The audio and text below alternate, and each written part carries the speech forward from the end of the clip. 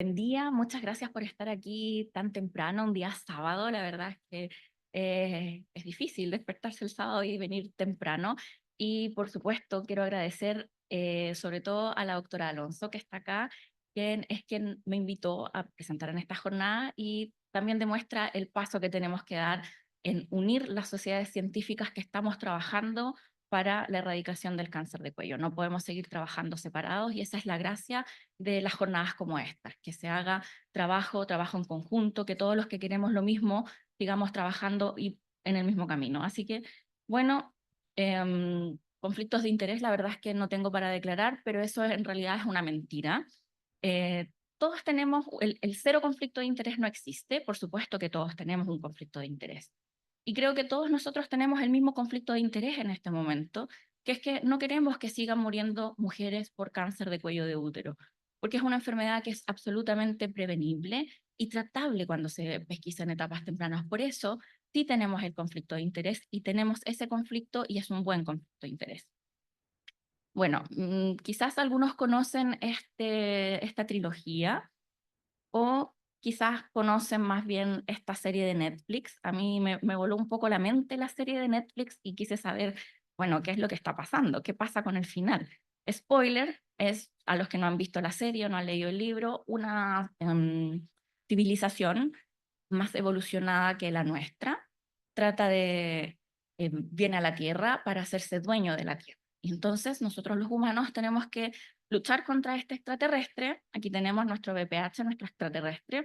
¿Y qué es lo que los humanos pensamos? Bueno, si son extraterrestres, lo que tenemos que hacer es guerra, guerra nuclear, militares, entrenar equipos, naves espaciales, qué sé yo.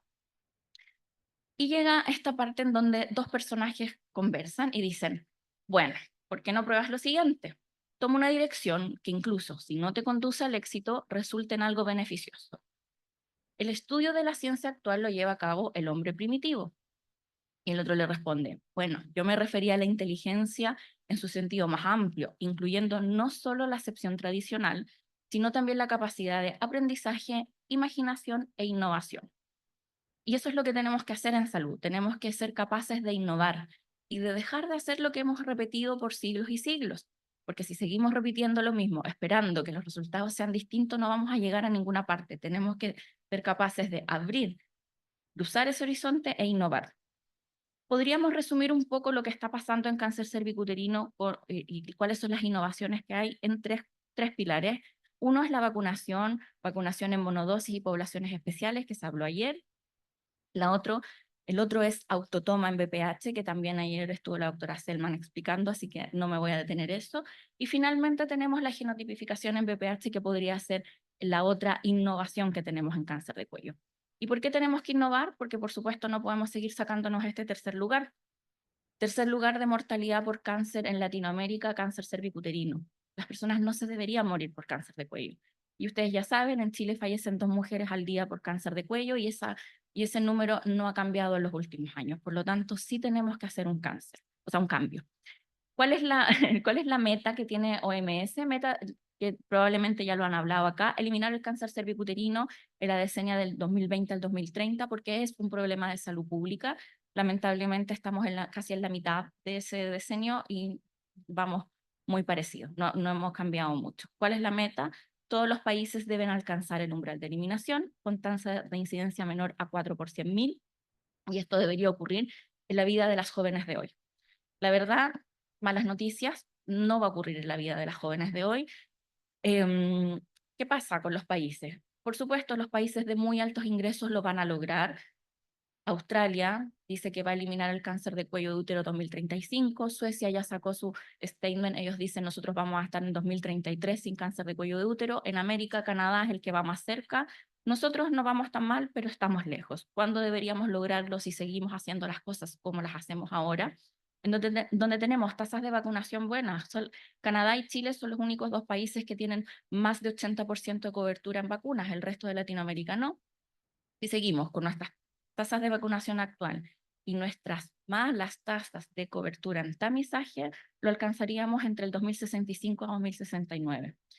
Y por eso estamos acá, porque este es un cáncer que tiene un problema de inequidad. Porque si a usted le da cáncer cervicuterino en la región metropolitana y pertenece al estrato socioeconómico alto, te va a salvar.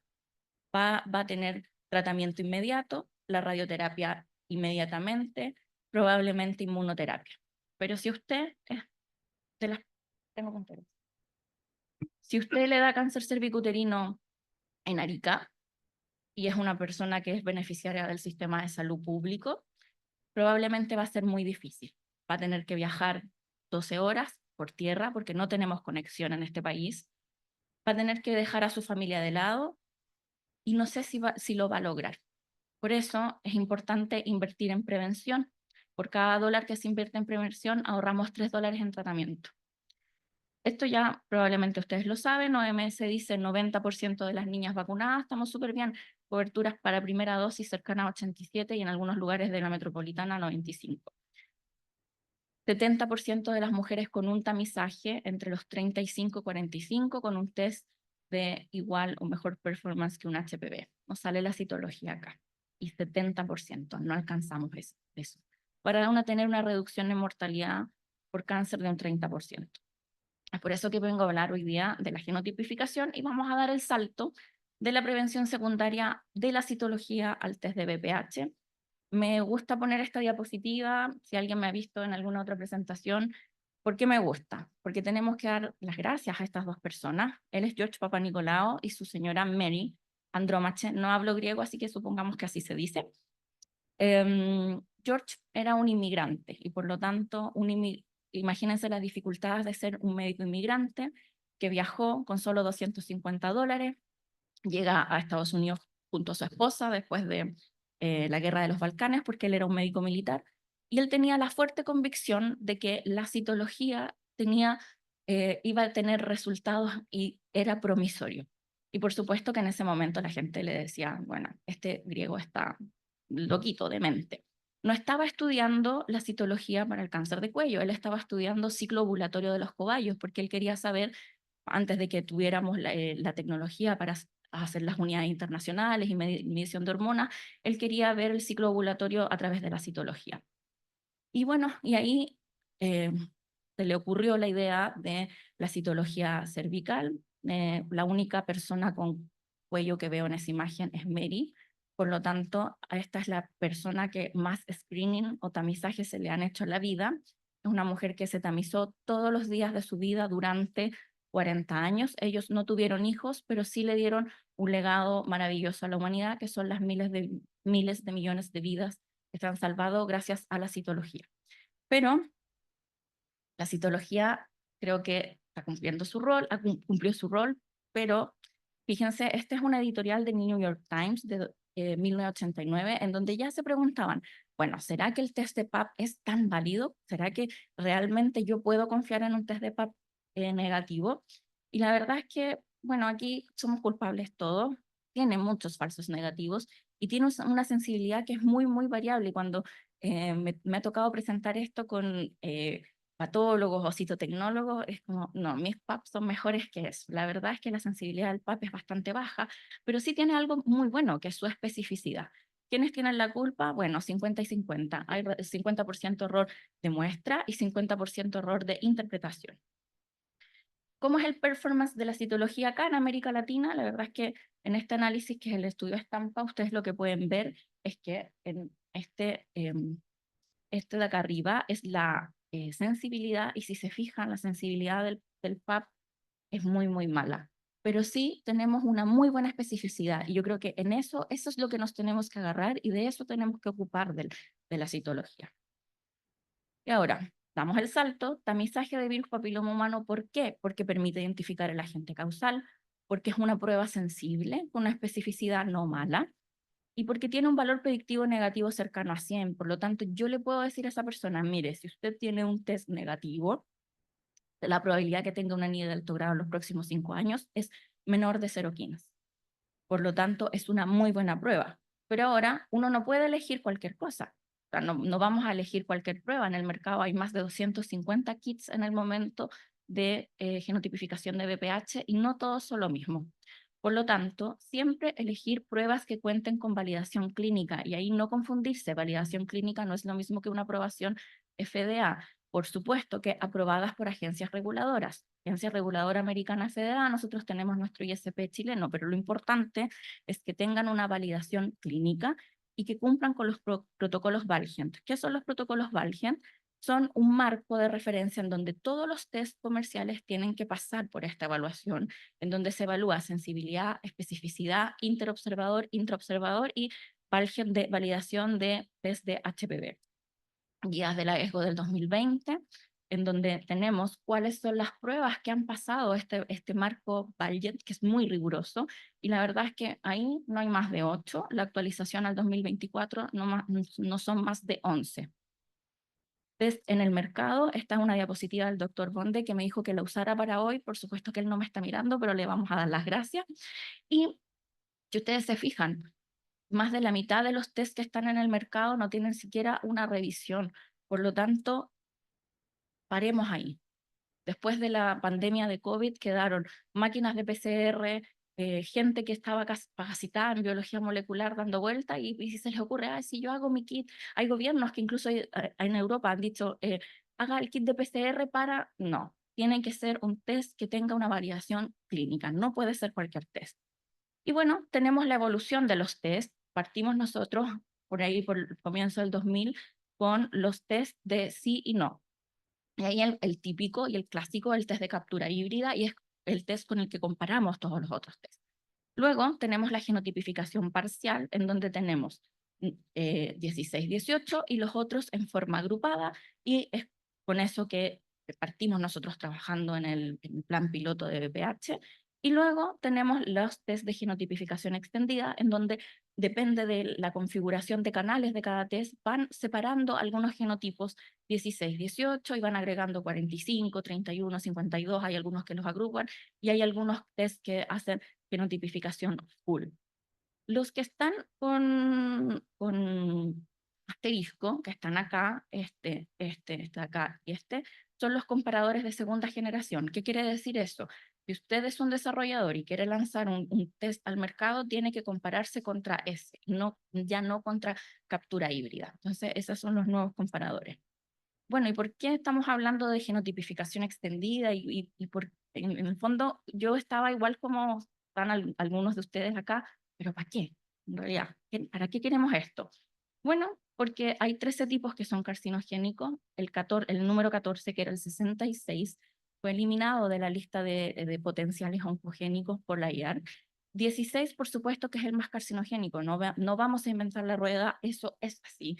Sabemos que es el que está asociado a la mayoría de los cánceres. El 18 y el 45 en conjunto causan un 20% de los cánceres, está relacionado con escamoso y no solo adenos, como tiene uno en la mente. Y tenemos este grupo que es el 31, 33, 35, 52 y 58, que son los otros I5, que son responsables del 2% de los cánceres. Por supuesto que no vamos a decir, o sea, no podemos desconocer que 16 es el más importante y tenemos que saber la presencia del 16, pero si ustedes se fijan acá, hay algunos que no dejan de tener un riesgo importante y que nosotros no estábamos teniendo la información. No todos los genotipos virales van a representar el mismo riesgo. Y esta es una corte danesa de 33.000 mujeres que se siguieron con citología negativa. Por lo tanto, si nos hubiésemos quedado solamente con esa citología negativa, no tendríamos esta información. Y si ustedes se fijan, acá en la flechita, el 33, 5 infección con 16, al riesgo a 4 años es de 8.2 de tener una lesión de alto grado y a 8 años de 12. Es un riesgo muy parecido al del 16 y nosotros lo estábamos olvidando.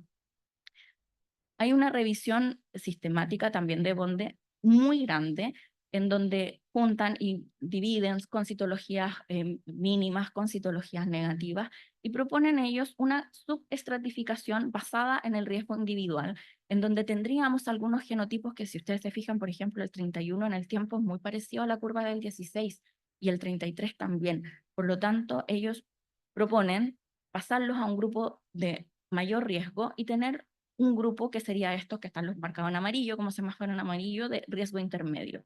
Tener una subclasificación de riesgo dentro de los de alto riesgo. ¿Por qué es importante también? Bueno, porque no todos somos iguales. Y nosotros en medicina estamos muy americanizados y siempre hacemos lo que en el país del norte se hace. y la verdad es que somos distintos. Si se fijan, por supuesto, en algunos algoritmos nosotros tenemos muy en mente el 45 como que es peligroso y qué sé yo, sí, pero 45 es más prevalente en región Norteamérica, un poco menos en Sudamérica. Si se fijan en Asia, por ejemplo, 52 es región específico. Por lo tanto, van a variar los tipos para la redundancia, de genotipo estudiados según la población. Los datos más importantes sí los tenemos de la población del Kaiser permanente, son los datos que todos conocemos, pero esa población es una población blanca, caucásica, de ingreso socioeconómico alto.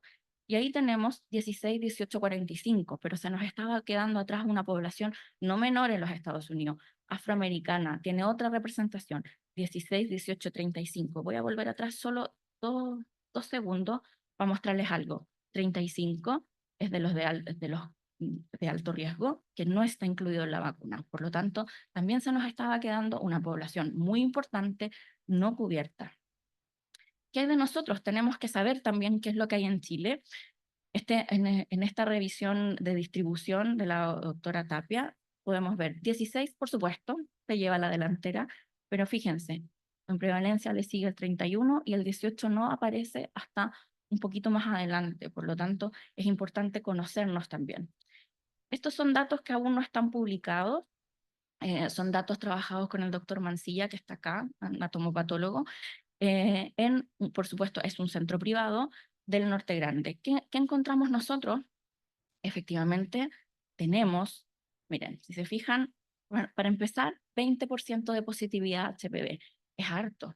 OMS dice que no debería ser la positividad, o sea, estima la positividad entre 10-12%. Los primeros datos de los estudios piloto decían que nuestra positividad en Chile era algo así como 14, nosotros en Arica teníamos 16, y ahora, imagínense, 20%. Tiene que ver un poco con los factores de riesgo de adquirir la enfermedad. ¿Qué otra cosa nos encontramos? Que sí, tenemos 16, el 18 baja mucho, pero si se fijan en la columna de allá, el que tenemos alto es 52. Todavía no tenemos respuesta, pero quizás en el norte tenemos mucha migración asiática y quizás tiene que ver un poco con eso. Ya, y ahora, ¿para qué vamos a saber todo esto? ¿Y qué hacemos con toda esta información? Porque viene como una avalancha de información, las pacientes vienen con, tengo este genotipo, unos informes, no sé si ustedes han visto los informes de genotipificación extendida, son enormes. ¿Cómo vamos a manejar estas pacientes? Y esta es la pregunta. ¿Qué? ¿Vamos a hacer colposcopía inmediata a todas las pacientes que tienen un virus de alto riesgo? ¿Dónde ponemos, ¿Dónde ponemos la raya? ¿Dónde ponemos? ¿A cuáles vamos a mandar a colposcopía inmediata? Por supuesto, a los 16, 18, pero ¿a quién más vamos a agregar? ¿A los 33? ¿A los 31? ¿A los 45? ¿Cómo hacemos eso? Después, ¿qué examen de triage tenemos que elegir? Porque ya sabemos que la especificidad es lo que tiene en deuda un poco el examen, por lo tanto tenemos que tomarnos de quizás, y ahí encuentro yo, un muy buen valor la citología, y quizás, por ejemplo, una citología con una tinción dual, que nos permita mandar a colposcopía a la paciente que realmente tiene que ir y no llenarnos de colposcopía. ¿Cuándo vamos a repetir? Vamos a repetir en un año, vamos a dejarles esperar 3 años, vamos a repetir en 2 años, por supuesto, tenemos que saber cuándo. Y por supuesto, ¿cuáles vamos a ignorar o excluir? Si me sale un BPH 66 que sabemos que ya no es del grupo de carcinogénico, quizás a esa persona le podemos decir, vuelva en 5 años. Para que no les mientan y no les digan que no existen guías de genotipificación extendida, sí existen.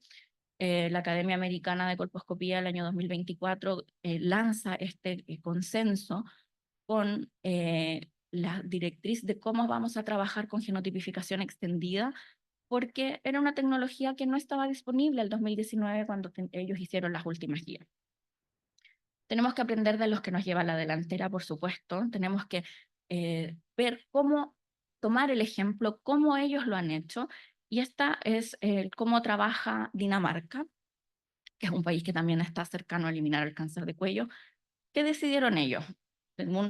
Como juntaron todos los datos y vieron el riesgo que tenían los 31, 33 y 52, que eran de muy alto riesgo, dijeron, bueno, vamos a derivar a colposcopía a los 16, 18, eso no está en duda, y vamos a agregar el 31, 33 y 52.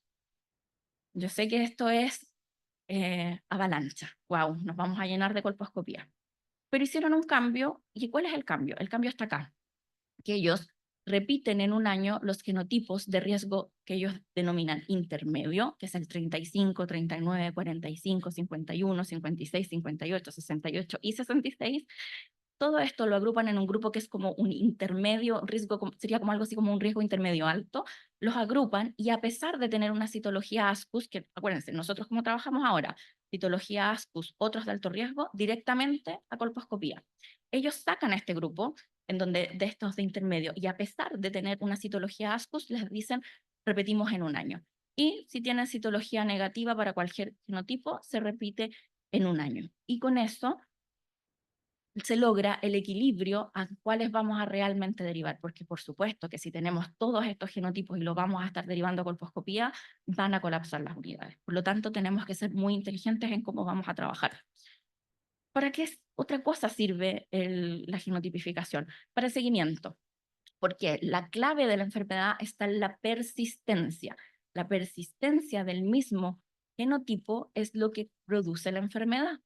Por lo tanto, si yo en primer año yo tengo una citología negativa con un VPH, otros de alto riesgo, lo repito al siguiente año y tengo otros de alto riesgo, esa paciente definitivamente va a ir a colposcopía.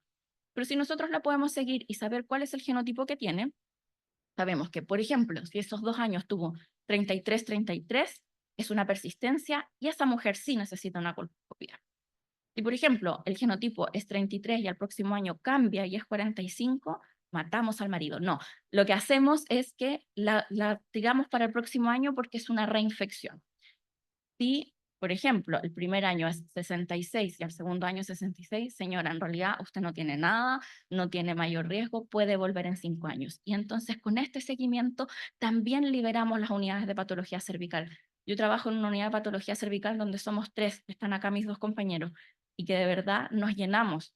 O sea, cuando cambiamos de citología a BPH nos aumentan 3, 4 veces el número de colposcopías que tenemos que hacer. Por lo tanto, tenemos que tener una estrategia para trabajar con esta nueva información. ¿Por qué otra cosa nos sirve? Porque tenemos cortes vacunadas, recuerden, 2014 se inicia el programa de vacunación en Chile, niñas con vacuna tetravalente, 2019 se agregan niños con tetravalente y desde este año niñas y niños monodosis no navalente. Por lo tanto, nuestro perfil epidemiológico va a cambiar.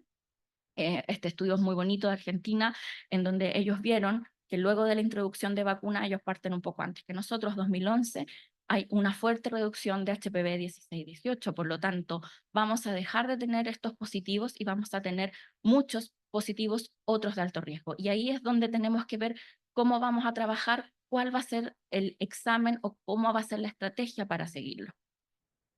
Esta, por ejemplo, es una corte de Etiopía, solamente la tengo acá para mostrarles, aquí en esta no se ve, pero la mitad de las lesiones que ellos tenían eran por genotipos no incluidos en vacuna. Y entonces acá mi inteligencia artificial no logró hacer la foto, pero yo le pedí que hiciera una foto de Antofagasta llevado por el tsunami. Pero eso es lo que logró, en realidad, y se parece un poco, los edificios, y ahí se nos viene el tsunami. Yo me imagino cómo estamos todos en las unidades de patología cervical pensando recursos humanos, recursos físicos, número de colposcopio, los biótomos se echan a perder. ¿Cuántos biótomos tenemos que comprar? Y estamos pensando, y además a esto le vamos a poner más información y la verdad es que cuando me toca conversar de esto siempre salta la pregunta, pero nos vamos a llenar de colposcopías y este es el miedo que todos tenemos. La verdad es que sí existen estudios en donde evalúan la costo-efectividad de usar una genotipificación extendida y el número de colposcopías que van a ser necesarias. Hay varios que se los dejo ahí, después los podemos revisar, pero en honor al tiempo solo les voy a contar el modelo de Singapur. Singapur modeló con 500.000 candidatas a tamizaje.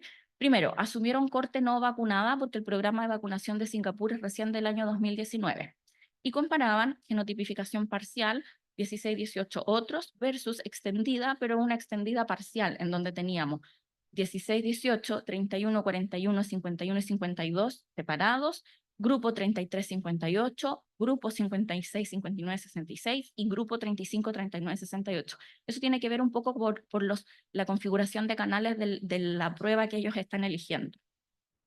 Y asumieron elevado riesgo para 16-18, porque eso no está en duda, esas pacientes deben ir a colposcopía inmediata. Asumieron riesgo para 33, que varía según el estudio en que uno lo lea, entre 5.4 a 15, y riesgo para 31 entre 7.9 a 8.9. Y mandaron a esas a colposcopía inmediata, solo a esas, 33 y 31. Y asumieron riesgo intermedio para los otros genogrupos, todos los que yo les conté acá,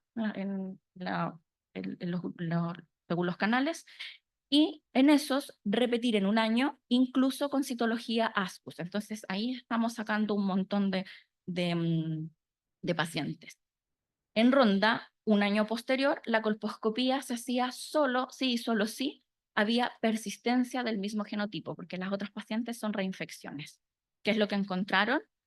Que efectivamente la genotipificación extendida disminuyó el número de colposcopías en un 19%, disminuyó el número de citologías necesarias en un 7%, solo incrementó un 0.5 más de necesidad de test de HPV, y está modelado en una ronda de 5 años, incluso asumiendo que la tarifa de los proveedores de genotipificación extendida fuera un 15% superior que la genotipificación parcial.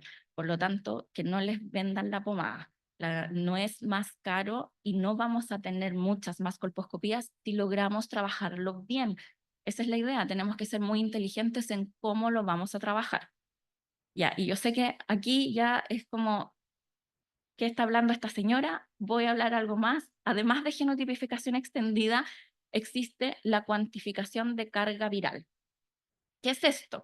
En el fondo, no sería lo mismo tener un genotipo 16 que tiene una carga baja, poco virus dando vuelta, versus un genotipo 16 con alto, con mucho virus dando vuelta. Entonces, este estudio de la doctora Adcock que dice, ellos estudiaron 47.000 mujeres donde les hacían genotipificación extendida full para los 13 genotipos de alto riesgo, las siguieron a 3 años para ver qué lesiones tenían y con eso determinaron los riesgos y cargas. Y si ustedes se fijan, el primer cuadrado es la probabilidad de tener una NIE 2 y el segundo cuadrado es la probabilidad de tener una NIE 3. Yo sé que es un poco difícil de verlo, pero si ustedes se fijan, hay algunos 16, el 16 es el primero, que los 16 con carga baja o intermedia quizás no serían tan riesgosos, y si tenemos, por ejemplo, los 31 y 33 con carga intermedia o alta, son bastante peligrosos. Por lo tanto, también quizás esa es una frontera para explorar. Y aquí está la doctora Adcock en el último Eurogin presentando su resultado. Y la verdad es que, ¿cuál es la gracia de esta carga viral? Quizás nos podría servir, esto no está recién en pañales, son estudios que recién están partiendo, no hay guías, por supuesto, para hablar para carga viral, pero podría ser un biomarcador importante y una buena manera de hacer un triage y sacarnos colposcopías, porque, por ejemplo, si tenemos alguno de estos nuevos genotipos, que del 31 o 33, pero tiene una baja carga, a lo mejor esa paciente puede repetir en 1 año o 2 años y no es necesario que vaya a colposcopía inmediatamente y no se nos venga la ola del tsunami. Entonces, ¿cuál es el desafío? Primero, migrar hacia tamizaje primario con test de BPH. No podemos seguir haciendo cotoma, que es lo que hacemos en este momento, en donde por un lado tomamos BPH y por el otro lado extendemos un PAP convencional. O sea, tenemos que migrar a tamizaje primario con test de BPH, en donde tengamos un test tomado, ojalá tomado en citología en base líquida, en que podamos leer el PAP solamente cuando es estrictamente necesario para disminuir el número de citologías. Por supuesto que necesitamos guías de manejo internacional y nacional en que incluyan el acápite genotipificación extendida, porque eso es algo que ya existe y las pacientes vienen con el resultado. Y somos nosotros los que trabajamos en salud que tenemos que saber educar y poder responder las dudas, porque si no sabemos, por supuesto que me pasó una paciente que venía con una genotipificación positiva para 66 y venía súper asustada, y la persona que lo vio también hizo que directamente a colposcopía. La verdad es que la señora probablemente no va a tener nada. Por lo tanto, nosotros también tenemos que saber y podríamos, por ejemplo, trabajar como lo está haciendo Estados Unidos, en donde está la opción, si vamos a trabajar con genotipificación parcial, le agregamos la tinción dual, y si no, trabajamos con genotipificación extendida, que estén las opciones de manejo y que sepamos nosotros cómo vamos a trabajar con eso. Tenemos un desafío a la vuelta de la esquina. Inicio del tamizaje de las primeras cortes vacunadas. Noruega ya empezó el año pasado a tamizar a sus primeras cortes vacunadas, 2020, o sea, este año 2024, y la verdad es que por supuesto que va a cambiar nuestro perfil. El virus papiloma humano tiene su nicho ecológico, no se va a mover, a él le gusta la unión isquiocolumnar, pero tenemos que saber que ahora van a haber distintos grupos. Por supuesto, tenemos que buscar el triage ideal, cómo vamos a dividir y el intervalo ideal, porque tampoco queremos alejar, por ejemplo, una persona de estos grupos intermedios, la podemos alejar tanto que se nos vayan a pasar enfermedades, tenemos que buscar ese intervalo ideal y ese es el desafío que tenemos todos. ¿Cuál es el siguiente desafío? Por supuesto, me encanta hablar sobre exámenes, modelos, la colposcopía, pero el desafío final son ellas. Son las personas que nos van a ver, en donde si aquí al desafío lo cambiamos por 16 positivo, va a ser muy distinto tener un 16 positivo en la señora de los aros rojos, en que probablemente si yo finalmente decido hacer una conización no va a impactar tanto, versus las dos personas que están al medio, que quizás están en edad fértil, y un 16 positivo sí significa un riesgo distinto para ellas, o la última persona que corresponde a otra raza y que realmente podría tener un genotipo que no está cubierto en las vacunas. Por lo tanto, somos distintas y ese es el desafío, tener un test y hacer la aplicación de riesgo individual. Y por último, a mí me encanta esta diapo porque siento que los ginecólogos siempre nos quedamos como un poco atrás con respecto al resto de las especialidades. Yo no me imagino a ningún coloproctólogo trabajando sin una resonancia, por ejemplo. No me imagino que ninguno de nosotros va a mandar todavía mensajes con el celular Nokia. Entonces, no nos quedemos en el pasado, miremos hacia el futuro de la evolución de la prevención. Y esa niña que está ahí no se ve mucho, es mi hija, tiene 4 años y medio. Y cuando yo he preparado estas presentaciones, ella se porta un 7, se sienta al lado mío, pinta y estudia, le gusta estudiar. Y encuentro que es muy afortunada porque nació en este país y en este país va a tener acceso gratis a la vacuna. No es la suerte que tienen las niñas en el mundo, tan solo un 13% de la población mundial está vacunada. Va a acceder gratis probablemente a tamizaje, un tamizaje de buena calidad, porque los tomadores de decisión de este país eligen cosas de buena calidad. Y así, si todo marcha bien, en el 2069 o antes, según el modelo matemático, si aplicamos toda la innovación, cuando ella tenga como 50 y yo como 80, podremos ver juntas cómo el cáncer de cuello es parte de los libros de historia. Muchas gracias.